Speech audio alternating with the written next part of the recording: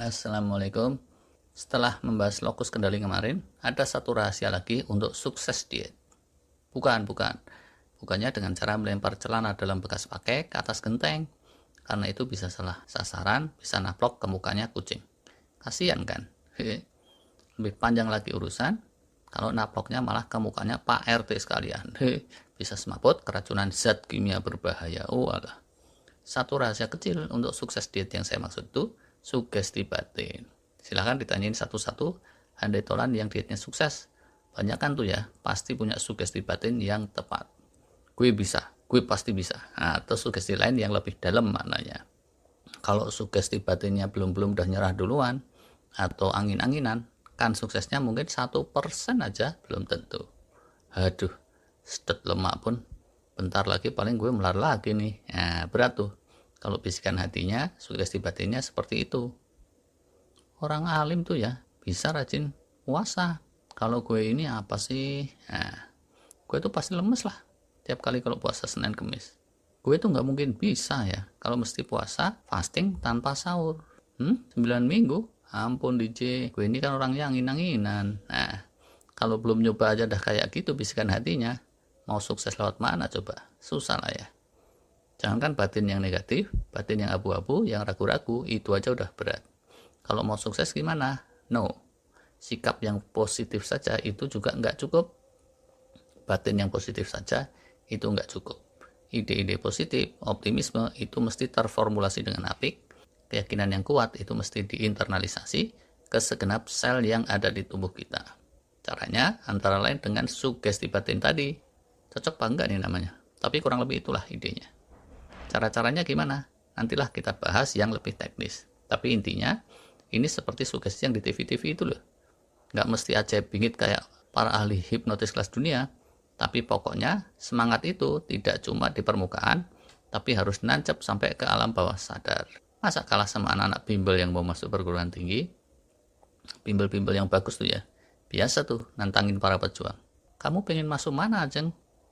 Kalau bisa sih ya Ajeng pengen kedokteran, Bu. Jangan ragu-ragu gitu, bagus tuh kedokteran. Tapi persaingannya keras kan, Bu? Yakin lah, Jeng. Kamu pasti bisa. Dah, sekarang bikin tulisan besar-besar. Saya ingin masuk kedokteran.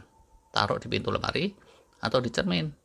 Dan tiap pagi kamu baca tulisan itu, resapkan di dalam hati sedalam-dalamnya. Orang tua kamu juga pasti akan baca dan akan bantu mendoakan. Kayak gitu tuh. Namanya sugesti batin kecil-kecilan yang tipikal. Ditulis, dideklarasikan. Selagi masih di dalam hati, itu sugestinya lemah. Karena ya, kalau baru di hati itu gampang balik kucing. Tapi, begitu udah terdeklarasi begitu, kepalang basah nih jadinya. Point of no return. Perahunya udah dibakar, mau berlayar balik pulang, itu udah nggak bisa. Energinya jadi lebih meluap-meluap, karena sekujur tubuh sampai sel-sel yang terkecil, jadi tersugesti bahwa satu-satunya pilihan, ya udah maju terus ikhtiar habis-habisan. Udah begitu pun, bisa aja ternyata ujungnya nggak keterima kedokteran.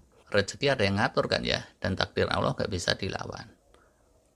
Nggak keterima kedokteran, Ajeng dari Kecamatan Kasiman Bojonegoro itu, ternyata keterimanya di pilihan kedua, kedokteran gigi. Lumayan toh, yang ditakdirkan Allah, bisa jadi itulah yang terbaik buat dia. Tapi, andai kemarinnya nggak belajar all out, lolos kedokteran gigi itu mestinya juga susah toh. Sama bimbelnya, Ajeng terus dikasih ucapan selamat, dan tulisannya disuruh diganti. Saya akan lulus tepat waktu. Sugesti batin lagi tuh, tapi dasarnya Ajeng, sampai di rumah dia malah bikin tulisan yang lebih panjang. Saya akan lulus tepat waktu, ben cepet iso ngogrok-ogrok untune wong. Waduh. Dia juga kalau mau sukses mesti kayak gitu. Bukan terus ngogrok-ogrok untune wong. Biarkan aja giginya orang-orang. Tapi maksudnya apa yang diinginkan itu dideklarasikan dan disebut-sebut terus dan terus agar menjadi sugesti ke dalam batin yang dalam. Insya Allah hasilnya tentu beda dengan yang angin-anginan. Apa yang disebut-sebut, diulang-ulang dideklarasikan, itu tergantung kata hati kalian masing-masing. Contoh aja nih ya. Ya Allah, sampaikanlah saya pada usia tua dalam keadaan sehat, supaya bisa bantu-bantu orang banyak, nggak ngerepotin siapa-siapa. Nah, contoh kedua. Ya Allah, saya ingin saya bisa mencapai usia tua dalam keadaan sehat, supaya bisa gembira ria menikmati hidup bersama anak cucu menantu yang menyenangkan hati. Amin. Ya Allah, kalau kelak saya punya cucu, saya ingin tetap sehat bugar supaya bisa happy-happy bersama mereka dan bukannya remek karena komplikasi penyakit macam-macam. Amin. Tekniknya yang paling jos gimana? Nantilah dibahas di episode berikutnya. Buat yang belum pada subscribe, ya udah, nggak apa-apa lah. Untung nggak akan ada yang grok-grok juga, insya Allah aman.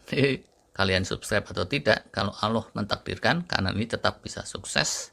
Anyway, terima kasih, highly appreciated, dan nonton sampai di ujung sini. Pada nggak subscribe juga nggak apa-apa, bagi kami cukuplah Allah menjadi penolong, dan dialah sebaik-baik penolong. Itu sugesti batin juga tuh. Walah, udah sampai terima kasih kok. Masih ngomong terus. Sorry.